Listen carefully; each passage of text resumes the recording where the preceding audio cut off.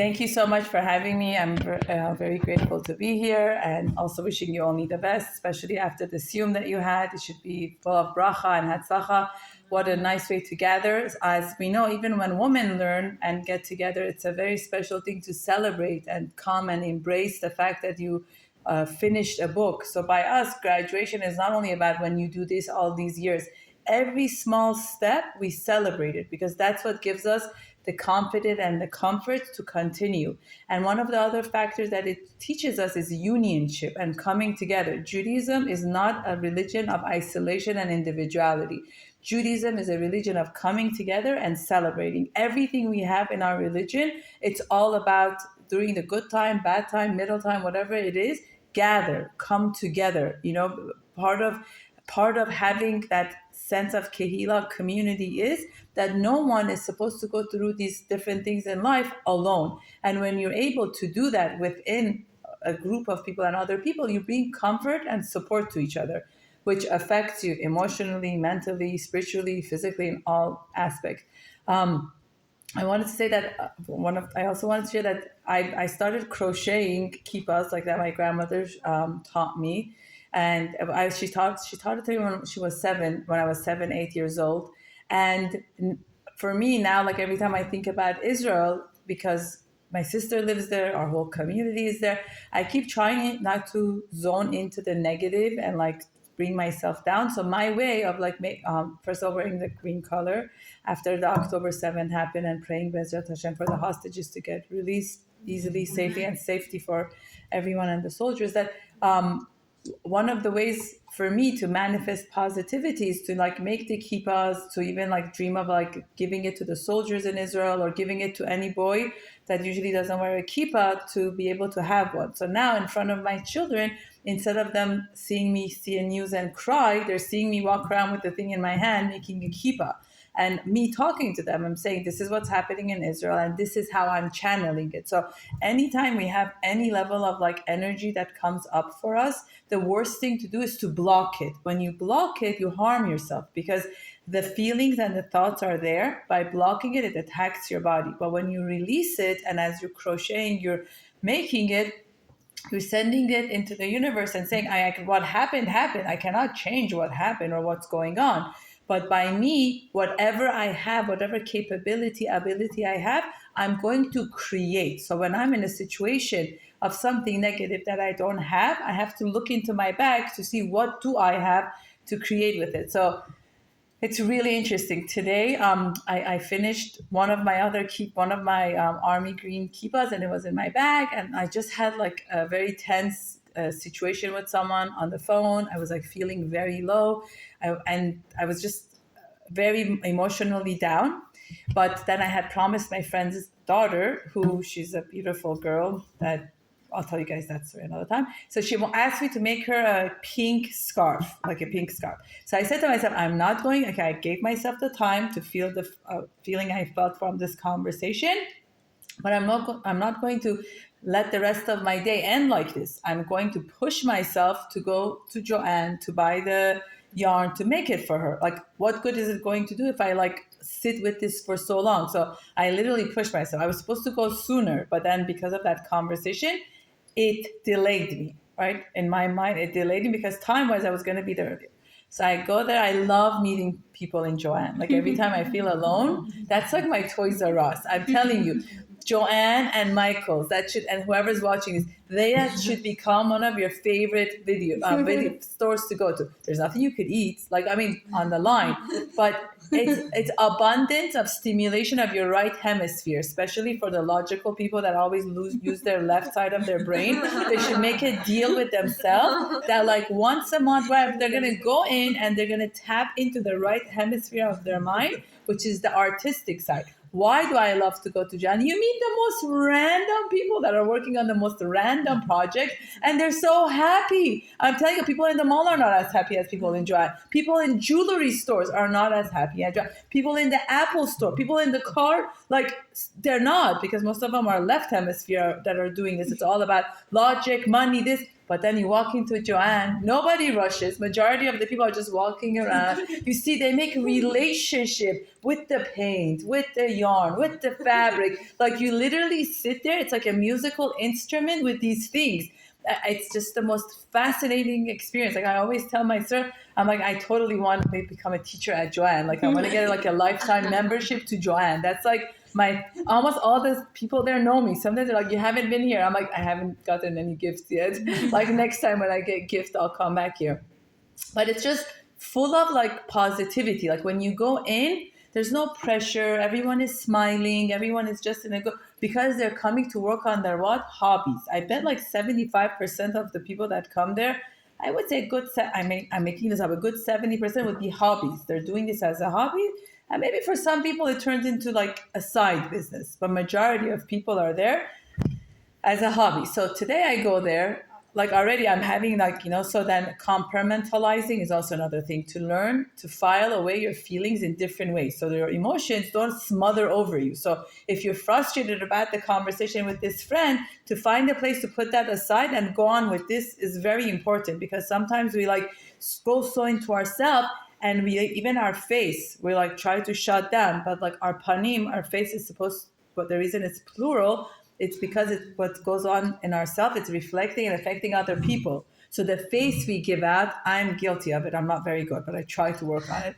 The face we give out is affecting the people on the outside. So I go in the line, I'm waiting. I mean, I'm checking out my yarn, because I'm trying to find the pink one for this friend. So I see this lady there, and then I saw this really bright one in her hand, and we started talking, and she said, yeah, the pink ones are there, and and then I thought what was on her necklace was a plus sign. I mean, a cross, I thought, but like when I looked closer, it was a plus. So we start conversating. I said, yeah, I'm trying to do this. I said, I'm trying to look for this for my friend's daughter to make her a scarf. But usually I make kippas, what the Jewish people wear. And she's like, of course I know what it is. I've been trying to make one for my husband. And then she's like, yeah, but I can't get the hang of doing the circular one. I said, well, call me. I have a WhatsApp group for that. I can add you. I like give tips on how to make it. And I said, by the way, so then so I said to her, yeah, I make it because of what happened in Israel and for the safety of the soldiers and everything like that. And then she said to me, my husband he went back, he's on duty. When she said that to me, I was like, Hashem, like, oh my God, like you couldn't have coordinated this better. She's like, I have my kids with me, my little kids. We came here for the Chagim, and my husband got called in, and we said, you gotta go. And he flew and he went. And I'm standing there like thinking, for me, it's like standing in front of a celebrity, like all of us are complaining about this of our husband and that of our son. Like I'm sitting there like having this like flashback. Imagine she came here for the Chagim, and then this happened. And then, so I was like, oh my goodness, this is just unreal. So I said to her, listen, I have one in my car and I want to. She's like, no, you don't have to. I said, I don't have to. What do you mean? Look at like everything you guys are doing for us. She's like, what do you mean? This is our, because I said to her, I'm feeling very emotional. She's like, this is on all of us. There is no room for like getting emotional and going down. This is something for all of us, and we all have to be strong and work through it together. And God willing, it's all going to get sorted out. So I was very excited. I ran and I got the kippah and I gave it to her. And then like by now, like my emotional state had gone in a whole other place. So why I'm sharing that is that because many times in life, we take things for granted and we obsess over things we don't have. So the things that are like right in front of us within hand's reach, we don't pay attention to, and we keep looking for all the other things that we want that's not within our reach. And one of the most important, significant part of it is, how can I alter that? How can I? And I think that's one of the biggest lessons we learned from this week's Parsha and the woman of Mitzrayim and what happened in Mitzrayim, that these women lived their life in a higher vibration of the world. What do I mean? Even all of our Yosef, we just finished the book of Yosef. They did not live in reality. Like right now, the whole like weed and psychedelic and all of that. Every time I read what these medications do to you, I'm like, oh my God, these people were probably able to access that part of their brain without these stimulant and drugs. Because what it does is these psychedelic, so I'm not advocating for psychedelic. I'm just like this disclosure. I'm just saying it softens up a part of your brain to access parts of it that you have locked up. So many times in life, those defenses and the things that are locked up are the exact things that's going to help you through life. So Yosef was able on his own, because of his spiritual level, tap into that part of his brain and live above what was going on. So when he was being thrown in the pit by his brother, he wasn't in the pit. He was above the pit. He was not defined by his circumstances. When he heard the brothers wanting to sell him, he did not make these brothers a reflection of himself. He saw all of these people as a messenger that are going to teach him a lesson, but he did not take it as an identity of who he is. So many times as singles, you go on date. This one says this, that one says that. The matchmaker says this. So you have two options. You either live in the moment and make their words the reality of who you are, or you go on the higher vibration and say to yourself, there's something I was supposed to hear from this, but that doesn't mean that this statement needs to break me. Who I am and what I'm about and what I represent is part of like what God has made me. And if these people say yes to me or say no to me or no, so it doesn't define me. So many times we define ourselves based on people's opinion of us. And this is the social media that we live in. You post a picture based on the amount of time that was liked and shared. You define, was I good or wasn't I good? Based on, even a lot of my social media, I don't have access to because I don't want to get obsessed. I don't want to get defined by the physicality of it. I try not to look at it because it's going to take the momentum away from me. I rather share what I need to share and move on and not define it based on the likes and that is our animalistic ego, part of our brain that can really shatter us. So when we are in a zone, when we're able to bring out the best of us in the world, despite of the circumstances, because no matter where you're going through your life, there will, and like yesterday I was thinking to myself, so many people like ask, oh, is this person single or this? And I was thinking to myself, there's so many married people I know that they feel single. Let me rephrase that. There's so many married people with kids that they feel single because of pressure or whatever of someone that was suggested to them. They push themselves, and there's a lot of single people that feel more married than the married one because of where they're holding and who they are in life. So marriage is not a band-aid. I made a very nice picture that like I put on I made the scar say single and then I put a band-aid that said marriage. Like that's not what marriage is. Marriage is not supposed to heal your scars. So if there's parts of you that feels like, there's things going on and you think like marriage, I hate this phrase. I need to get married. My kids always make fun of me. I'm like, the only thing you need to do is breathe. Like have trust in God. My kids don't talk about getting married. I'm saying like we throw this word need as essential so easily, like in our language. You choose to get married. You choose to date. You choose to have someone in your life. But when do you do that? When you're in a good place within yourself. When you come to realize that within me resides everything of godliness. When I have access to that godliness part of me, and I'm in a good place. And I know that I'm not here to have Mr. Whatever be my outlet for everything and heal me. Then I start attracting different types of heal, despite of what you hear or what anyone tells you. So this is creating my strength from within myself. Every stage of in life, we're in different situations. So, but when we're able to feel that completeness, and I think this is what it was about our Avot and Imaot, they felt complete despite where they were in their life. Whether it was Yosef or Rachel, here she is, talk about woman having to live with a husband that had an affair. This woman publicly, her husband had 3 other wives besides her, and all of them had kids before her. Talk about Leah. She says, I feel like an unloved wife. Read the commentary. Leah said, however, she came to realize that her true connection is really with godliness. Look at Yaakov and his twin brother.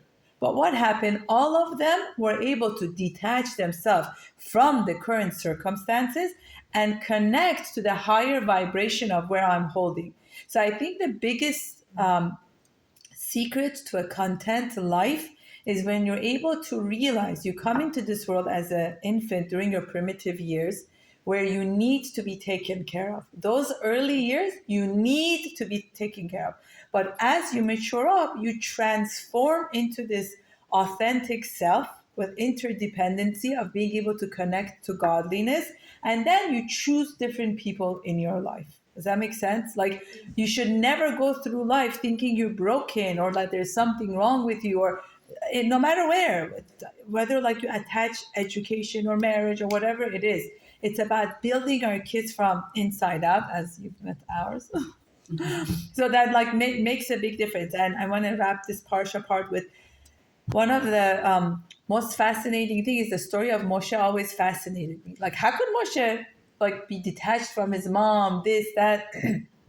And when you do research about attachment theory, which was by John Bowlby, during the 1960s, there was a movement that they thought if you overly hug your kids, you could smother them and handicap them. So the foster system would come. In like late 1950s, 60s, they would remove your kids. If they knew you were excessively hugging your kids, they believed you're raising a weak human being into the society, and they would remove your child and put them in a laboratory where they were seen through a glass window. You could look this up, through a glass window, that they believed all the child needs was to be fed, changed, and bathed. Everything else, they should like toughen it up. That's how you're going to create like good human being. Years went by, and then in the 1960s, when John Bowlby came and went into this orphanage, and he's like, there's something wrong with these kids. These kids are not making eye contact, they're not thriving. So he started his investigation about attachment theory and what does like attachment does to a child. And later on, Mary Ainsworth came and developed that further, where the strange situation came up, which it taught us that it's not true. Children need that emotional connection to thrive, to become the best version of themselves. That secure attachment is going to help them to do what they need to make the best out of life. And the most critical years are what? From birth to 2 years. And how old was Moshe when he went back up? They say up to 2 years.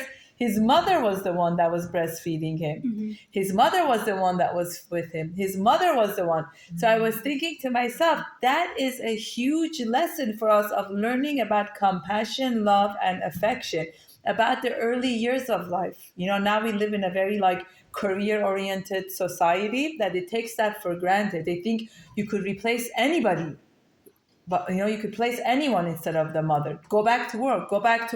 Don't overuse your maternity leave. Go back to work. But we know from the Torah and attachment and mysticism that relationship in the early years makes a huge effect. And also there's a whole movement of earned secure attachment, meaning that sometimes children can have more than what the parent was able to offer, but that doesn't mean it's not fixable. That doesn't mean that you cannot work on it. So when you learn about your attachment style, well, the secure is the healthy one, and then there is the insecure attachment, which is 3 of them. I have videos on it on my YouTube channel if you watch it. So there's the anxious attachment. So those are the people that are always afraid of being alone. There's the avoidant attachment, that these people are overly independent. They don't depend on anyone else. They think nobody. And then the disorganized attachment, they're all over the place. They like have a very hard time. They're a mixture of these two together. So the anxious attachment always fears abandonment, of being left alone. So they always get, and most of the time, these were the ones that like usually had a parent that was sometimes there, sometimes not. Sometimes they're like, you know, the Persians, if